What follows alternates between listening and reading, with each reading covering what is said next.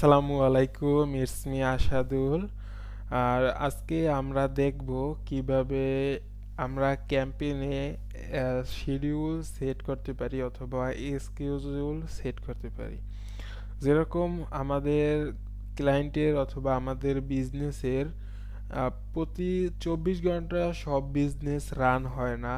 আমাদের বিজনেস ভিত্তিক অনেক বিজনেস দিনে রান হয়, অনেক বিজনেস হয়তো তাদের কাস্টমার রাতে আসে, অনেক বিজনেসের কাস্টমার দিনে আসে। আমাদের বিজনেস অনুযায়ী আমাদের ক্যাম্পেইন চালাতে হবে। সেই ক্ষেত্রে আপনার ক্লায়েন্টের কাস্টমার আসে দিনে, হয়তো তার একটা দোকান আছে অথবা যে কোনো তার বিজনেস, তার মেন কাস্টমার আসে দিনে এবং সে দিনে তার কাস্টমারদের সার্ভিস প্রদান করে থাকে অথবা প্রোডাক্ট বিক্রি করতে থাকে। কিন্তু আপনি যখন গুগল অ্যাডস ক্যাম্পেইন ক্রিয়েট করবেন, আপনি যখন 24 ঘন্টা অথবা পুরো দিন দিন অথবা রাত মানে দিন রাত মিলিয়ে আপনি অ্যাড রান করবেন, তখন কি হবে, আপনার যদি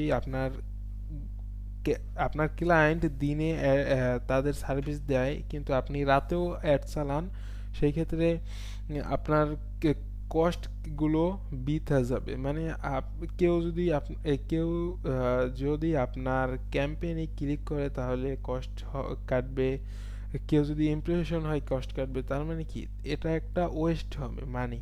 as a Google ads expert আমাদের প্রতিটি সেন্ট, প্রতিটি ডলারের মূল্য দিতে হবে। আমাদের এগুলো খেয়াল রাখতে হবে যেন ক্লায়েন্টের একটি সেন্টও ওয়েস্ট না হয়, সেটা জানি কাজে লাগে অথবা সেটা জানি সেটার মাধ্যমে জানি ফলাফল আনা যায়। ওকে, আমাদের এটার দিকে খেয়াল রাখতে হবে।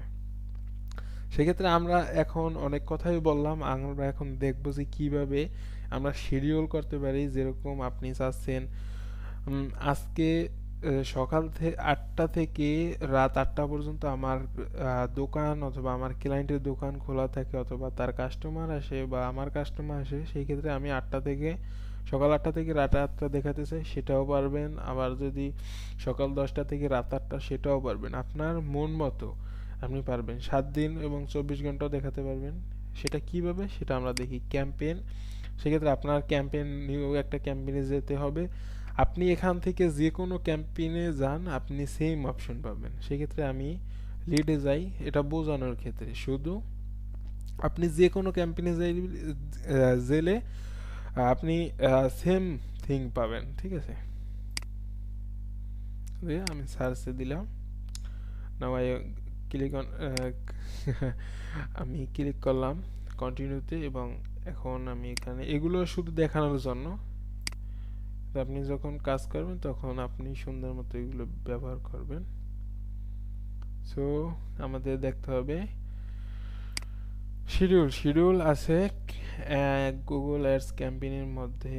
ক্যাম্পেইন আমরা এখন এখানে দেখতে পারবো মোর সেটিং এ শিডিউল, এখানে দেখবেন অ্যাড শিডিউল, এখানে অল ডে আছে। তার মানে কি এটা সপ্তাহে 7 দিন, প্রতিদিন 24 ঘন্টা চলবে, ঠিক আছে। যখন আপনি এখানে সিলেক্ট করে দেবেন শুক্রবার এবং সকাল ধরেন সকাল 8টা থেকে রাত 10টা পর্যন্ত, তাহলে কি 22টা আপনি সিলেক্ট করে দেবেন, 22টা, তাহলে কি সকাল 8টা থেকে রাত 22টা, 22টা মিনস 10টা। ওকে, তাহলে কি শুক্রবার আপনার 8টা থেকে 10টা পর্যন্ত চলবে রাত্রে। এবং আপনি যদি চাচ্ছেন যে ধরেন সোমবার থেকে লাইক শনিবার থেকে রবিবার আপনি এটা চালাবেন, হয়তো বা সেই দিন আপনার কাস্টমার দেরিতে আসে, সেক্ষেত্রে আপনি কাজ চালাতে পারেন 10টা থেকে। আপনি আবার কাস্টমার চলে যায় তাড়াতাড়ি, সেক্ষেত্রে আপনি 3টা।